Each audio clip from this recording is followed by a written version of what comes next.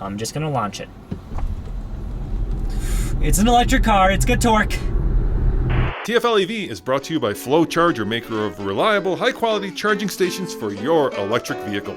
Hey everyone, I'm Max of TFL EV. You're going to be seeing a lot more of me on the channel, but today I have a very exciting vehicle. It is a Scandinavian pure electric crossover, the Volvo C40, which shares a lot in common with the XC40 Recharge. But in this video, I want to go over the features on the exterior, the interior, some of the very interesting, very unique Swedish quirks about it, and also talk about the performance. We'll do a 0 to 60 test, and I'm also going to go drive it to Fort Collins and back and charge it, see how much it costs and how long that takes.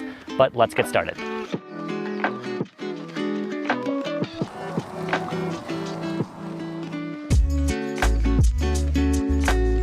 Starting with the design, one really distinctive feature on the C40 Recharge are these Volvo Thor's Hammer daytime running lights.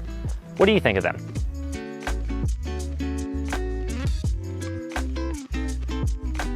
Super distinctive feature on this C40 Recharge is the color. It is this fjord blue with a quite nice contrasting gloss black.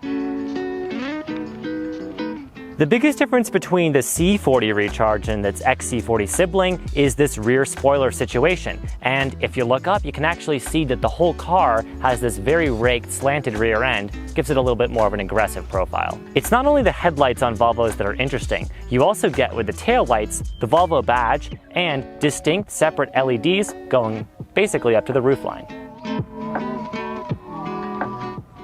This C40 Recharge is running on 20-inch 5-bladed alloy rims, which are supposedly quite aerodynamic. With the Pirelli Scorpion Zero all-season tires on this, it's rated for about 226 miles of range. Speaking of tires, let's get into testing the efficiency of the Volvo C40 on a route from Boulder to Fort Collins and back.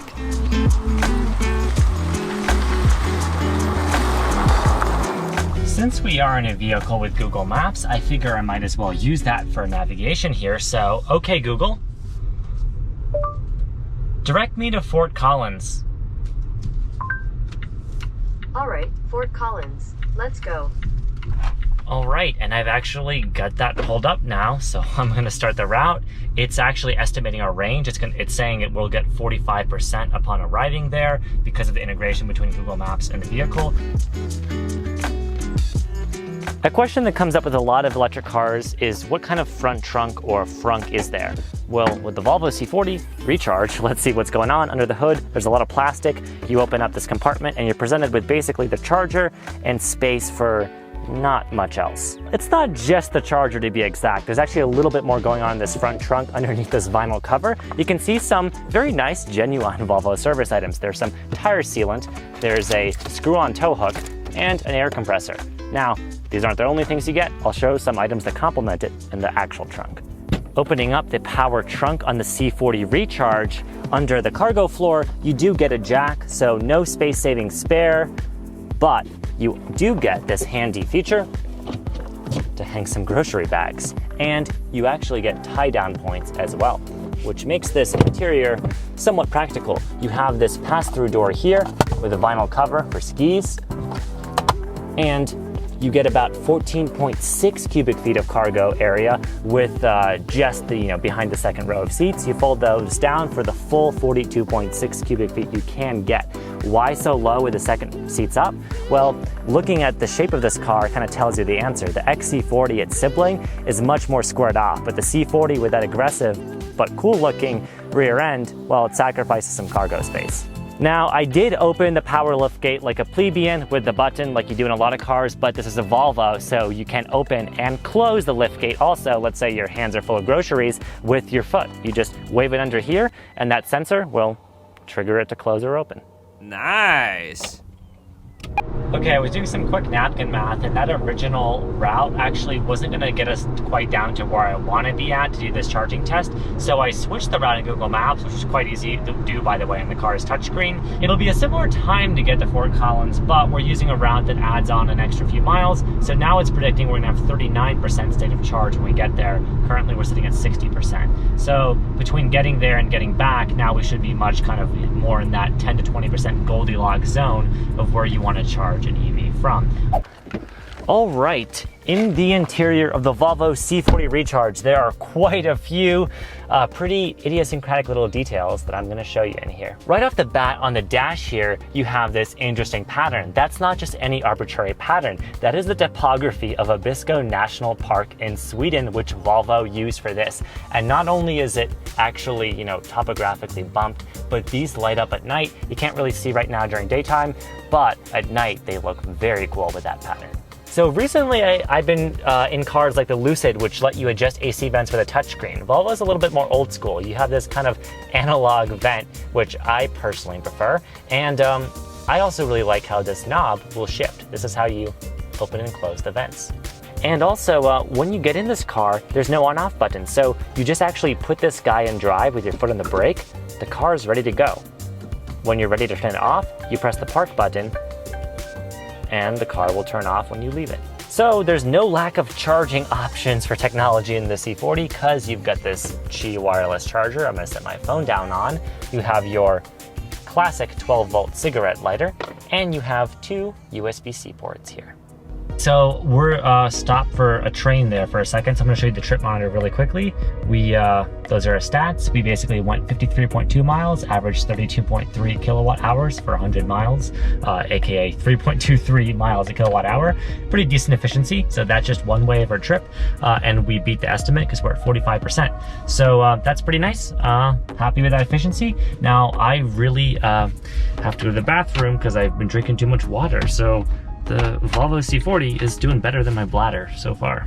Like many cars nowadays, the Volvo is mostly run from this touchscreen here, this 12.3-inch vertical unit. You get your AC controls always in the bottom here, your heated steering wheel and seats, and if you touch this, it actually expands into the full AC menu, but you do have physical controls. You have this home button that will take you back to the home page of Android Automotive, as Volvo has it. And then if you go down, you'll actually get some physical buttons here. So you've got your hazards, your defrosters for wintertime, very Swedish, very Scandinavian, your skip buttons, and play pause, as well as this very nice rotary volume knob. It's not just that central screen. You also get this full digital instrument cluster with Google Maps built right in. I've used this. It's really nice because you get the directions and the prompts right on the middle of the screen. You also, of course, have your speed. You have your consumption figures. You have your battery meter. And you do have this power charge meter, which you see in some EVs. What that means is the more you floor the throttle, the more this will go towards that end. The more you let off the throttle and let the regen braking do its thing, the more it'll actually put energy back in the battery and go towards here. More about this touchscreen. Volvo used to use on a very similar 12-inch touchscreen unit their own Sensus infotainment system. Well, in these electric models like the C40 Recharge, you have Android Automotive with a Volvo skin over it. What does that mean? Well, if you have an Android phone, you use the Google Play Store, Google Maps, those kinds of services, you get those on this car. So like I was saying, there's Maps and instrument cluster. There's the option to have Maps full screen on the car. If I go back to the home screen, you get these basically widgets or glances here. You of course have your range there, but because it's Android, right, you get apps. So here I have my Bluetooth media player, but if I swipe over, I have some built-in apps that come with it, and I get the option to get more in the Play Store. So interesting, this car basically works like a phone. You can log in with a Google account, set up your Spotify, set up all of these apps, and they will run natively on the car without needing a phone nearby. You'll recognize this if you've been in a recent Volvo. It's their standard steering wheel. I do like how recently they have gone towards matte finishes. A lot of manufacturers, Cosworth, Volkswagen, will put in glossy black plastic. This is very nice. It's not greasy at all, and I've been using it plenty. I like the steering wheel. I also like these stocks because they're very just substantial. Some cars, they can feel kind of cheap in, not in this one. All right, in Fort Collins with the C40, I happen to think it's pretty sharp parked on the curb. But anyhow, I got some banana bread. I went to the bathroom. Things are going great. Life's great. Car's at 44%. We're going to head back to Boulder, and then we'll get our charging test done before we head back to the office. Okay, so Google is pretty good, but the system's not quite foolproof. I found something interesting here. Okay, Google, route me to a charger near Boulder, Colorado. Tesla Supercharger is 1 hour Now, 11 minutes from your location by car in light traffic. Tesla superchargers are great, but we're not a Tesla, we're a Volvo C40, so we need to electrify America or one of the standard stations with CCS DC fast charging. So we're not gonna do that, but that was something funny I just found. I'm not lying about this car being a lot like a smartphone because it runs Android. Check this out, it's got the Google Assistant. Okay, Google, what's 9 plus 10? 9 plus 10 is 19. It's very smart, it's very responsive. It also will work with stuff in the car.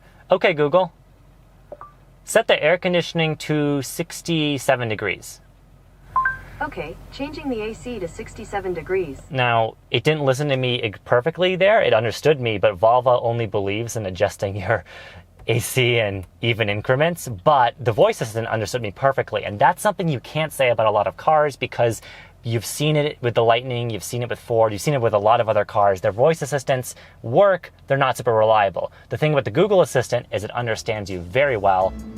It's not just being electric that makes this car environmentally friendly. Volvo has thought a lot about the details of the interior. Here you have this very conspicuous and, in my opinion, pretty lovely blue vinyl.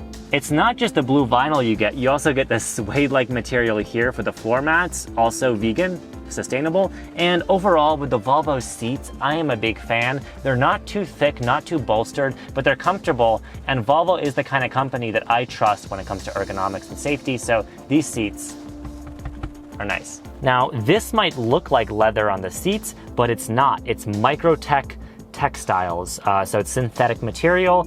It is, sustainable, not leather. It feels nice even on this hot day, and I'm a big fan. Like many cars, you of course have your center console storage, but this is a Volvo, so it has this trash bin for you to discard your Swedish fish or whatever you have, and then when you're ready to empty it, you can just take it out. Still leaving Fort Collins, about 64 miles to that EA station. I just want to point out that this banana bread I got from the bakery in Fort Collins, outstanding. It's a little bit of a disgrace for me to be eating it in this vehicle. I know I should be having Swedish fish or some IKEA meatballs. I'm sorry, Volvo. Otherwise, the Volvo is a great car to drive, and I'm really enjoying the C40. Very comfortable suspension. The steering is soft, but assisted in the right way, right? No one's taking this around a track. I'm enjoying this on the highway quite a bit, more than I even thought I would. So, nice.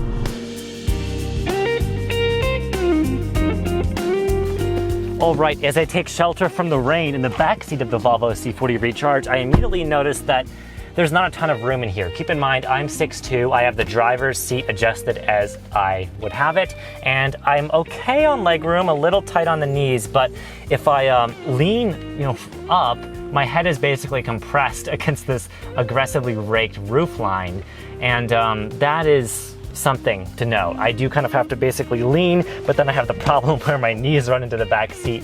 But other than the space, I do like the back seat because you get this pretty cool expansive panoramic glass roof. The drivers of course benefit from it, but I think the passengers see it more. It is, as you would expect, UV and infrared tinted, so it doesn't get too hot. But there's no shade, there's no way to vent or open it. Another thing with the back seat is you do of course get climate vents, as I would hope so in a car of this price. They match the ones in the front in being very clicky and satisfying, and you get heated seats, as well as 2 more USB-C ports. Matching the sustainable materials in the front are the same in the back with the floor mats and that vinyl blue finish, particularly nice on this car. And you also get more cargo cubby space. This is symmetrical, so you get this on the other side of the back seat too.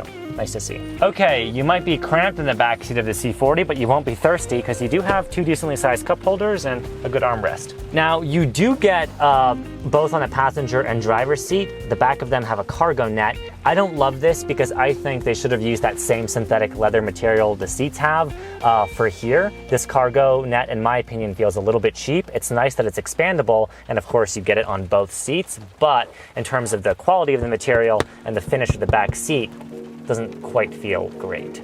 The car's battery level is at 18%. Also, it's my first time using Electrify America, so I'm getting the app right now so that I can use that stall, which has CCS. Okay, after setting up the app, we're initializing charging. So car is letting us know, do we want to find a charging station? No, I'm already charging. So looks like it's saying we would complete charging at 7:13 p.m. if we wanted to charge to 100%, but that's not what we want to do. Actually, the limit's at the 90% for the battery health. We're going to just charge to 80%, see how long that takes. hopefully not too long. So Electrify America app is set up, and let's just show you what the charger looks like. It's raining outside, so apologies for not filming too much there.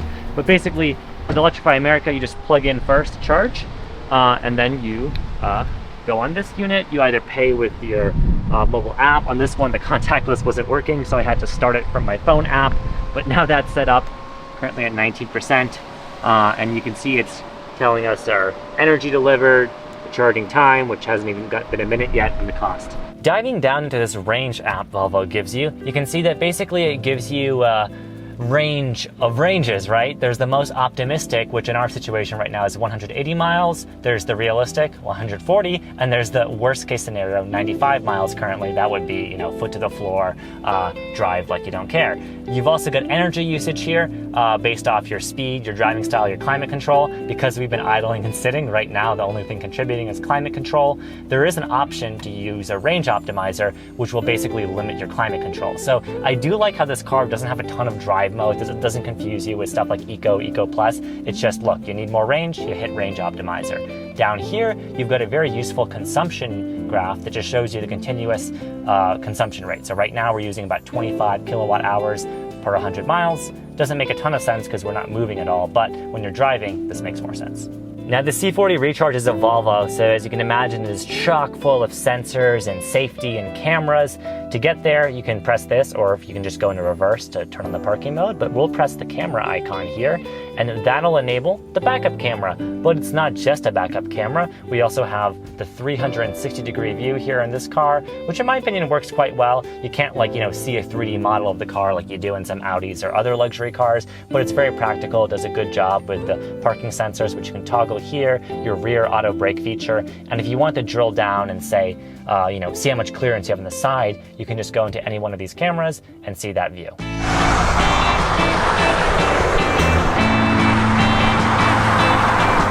Okay, in the Volvo C40 Recharge, we've got two electric motors, one in each axle for that all-wheel drive, and they combine for 402 horsepower, 468 pound-feet of torque. Let's see what we get for 0 to 60. I'm just gonna launch it. It's an electric car, it's good torque. Woo. All right, just under 4.8 seconds. It looks like that's pretty good. Volvo says you should get, I think, 4.7 seconds. So we're basically right on that. We are at altitude, but because it's an electric car, that doesn't affect it, right? The cooling of the engine or how it breathes, it is electric. So pretty consistent performance. So we've got a stopwatch going. That stopwatch is on. We're at exactly 20% right now. So let us see how long it takes to get to 80%.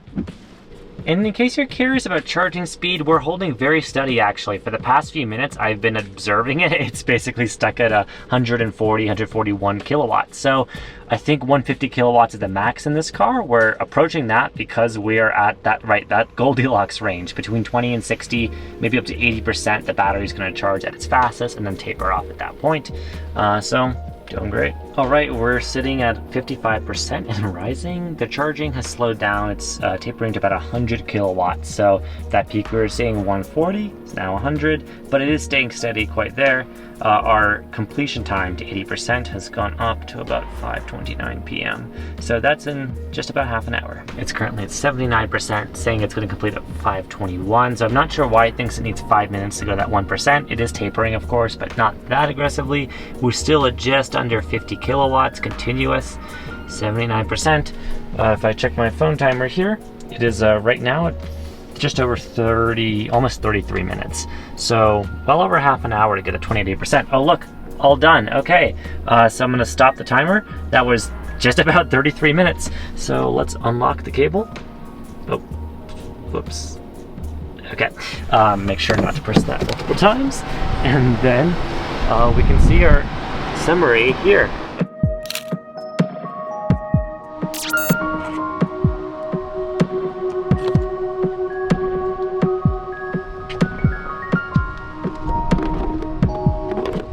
So here's the visual of the trip monitor. Like I said, 121 miles, average speed of just under 40 miles an hour because we had that mix of highway driving and around town driving.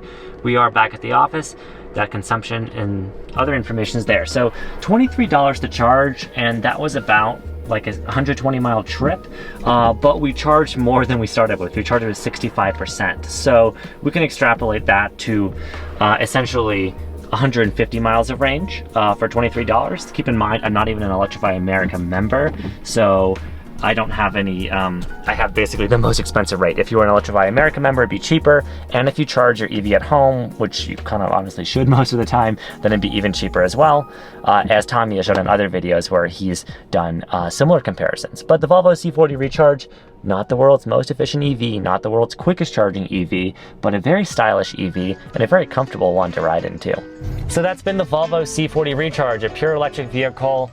I'm pretty impressed with it. It does compete with some heavy hitters. You've got the Model Y, you've got the Ioniq 5, right? The Model Y is just fast, it's a Tesla, it's got supercharging. The Ioniq 5 has its own very fast charging if you can find a 350 kilowatt Electrify America station. What I found is this car takes over half an hour to go from 20 to 80%. The range at 226 miles is not great for a modern EV, especially one that costs $60,000. But I think it's hard to argue with the styling, both on the outside and the inside. It's a well-appointed car. I've been very comfortable with it. I really enjoy the sound system, everything from the screen to Android Automotive. I'm honestly in love with the features of this car, and I'm a big fan of Volvo for that. But if you're not into Volvo, if you're not into all of those bits and bobs that they put in, then this is a harder value to justify. A great, attempt at kind of converting a gas platform, but it isn't perfect. And I don't think it is quite as bleeding edge or cutting edge as the Ioniq 5 from a technology perspective. If you want to see all TFL content, not just EVs, but trucks, off-road, everything, well, there's one place you can go. That's alltfl.com. I've been Max. Thanks so much for watching.